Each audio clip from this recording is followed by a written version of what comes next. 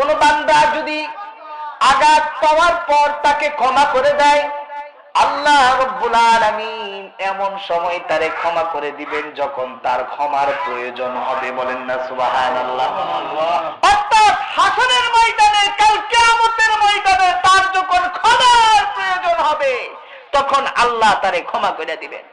আবু বকরের দিলের মধ্যে কষ্ট, তার এক আত্মীয় সম্পর্কে কষ্ট, তারে ক্ষমা করবে না, তার সাথে কোনো লেনদেন নাই।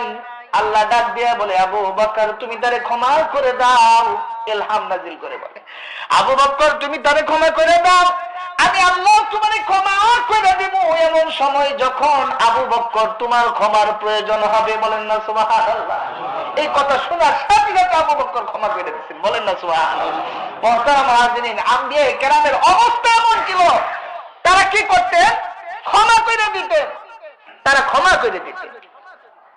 এবং উলামায়ে কেরামের অবস্থা এমন, এক নাফরমান